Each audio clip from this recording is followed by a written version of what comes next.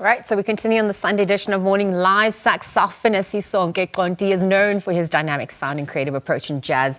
Back in 2020, he released the critically acclaimed album uGaba, It's the Migration, which showcases his unique musical voice, deep connection to his cultural roots as well. And he'll also be performing at Untitled Basement. It's an intimate venue known for supporting emerging talent and also really providing a unique setting for live performances. So this upcoming event is a significant opportunity for him to connect with his audience and really showcase his latest offering. So for more, he joins us in studio this morning. Good morning. We are together, as your name implies. Yes. Good morning, Lizo. Thanks for having me. Listen, it's been an illustrious journey following you from 2017, your debut album, up until now. And so I think just ahead of the performance at Untitled Basement, what are you looking forward to the most?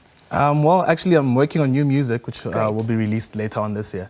So it's going to be the first time that I'll be performing the music at Untitled Basement. So that's the most exciting part for me. So what can audiences expect? Where are you? I mean, we were offline speaking about the emotions and translating that, and then obviously the audience capturing in or getting a glimpse of that. So what can we expect then? I mean, it's a totally different sound from what people, know me for. Yes.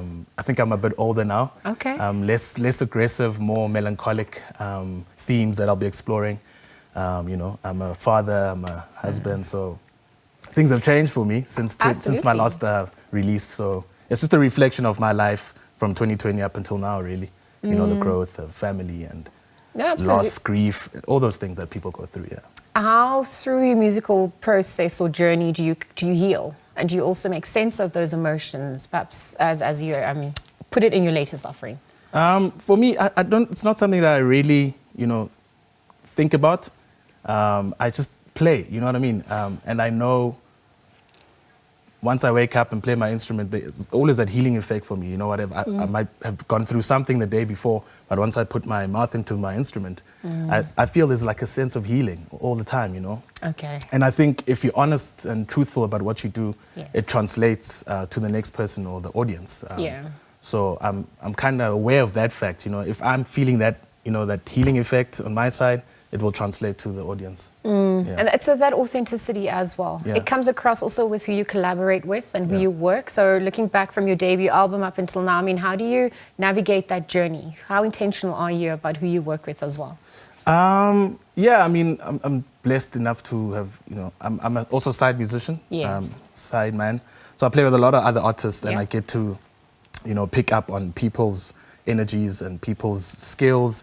And, over time, I'll be like, oh, it would be nice to work with that person, nice to be work with that person. So, from my first album, I've changed the band, Yes.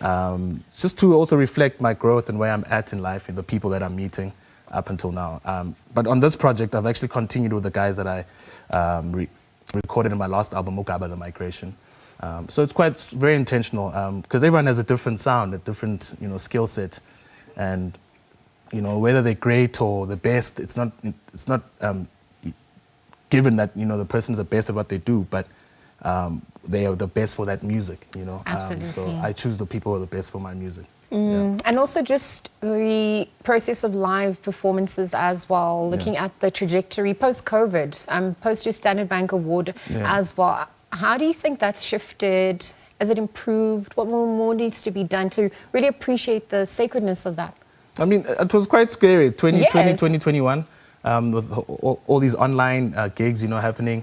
We, as artists, we were like, geez, are people even going to come out to venues, But people are hungry to listen to music, so they are coming out. I think, it's slowly getting back to what it was, with people filling up theaters and filling up places like Untitled Basement. I mean, they've got gigs 4 or 5 times a week, and, they sold out. So I think, the trajectory is, it's going that way. It's going up.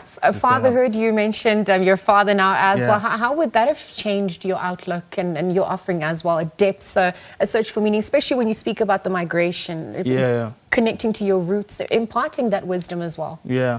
I mean, sometimes as a young musician, all you care about is, your technique and playing really well, and not really connecting with the emotions of what you're doing. Because, some people pay a lot of money to come and watch you. And all you're worried about is, playing this instrument. Yes. But what is this instrument doing, So that's what I'm kind of reflecting on. It's like, I'm blowing this thing. What is this? How is the sound, translating to the people? So that's where I'm at. I think that comes with growth and being a father, you know. Yeah. Caring a bit more, being a bit more emotional, you know, trying to connect. And speaking about the connection, people that have been privy to hear your offering perhaps before you're going to be performing, I mean, what's that feedback been like for you? How do you also fine-tune yourself, then get ready for the performance? Are you talking about the new? Yeah. People haven't heard the music. Well, no, I'm saying your rehearsals, right? Oh, okay. I mean, there's feedback. There's obviously, tune this, fine-tune that. I'm not sure actually as a creative what that process looks like. So the only people who've heard the music is the band, you know, and they're super excited about it. Okay. It's always nice to change your sound a little, you know, it's to challenge yourself.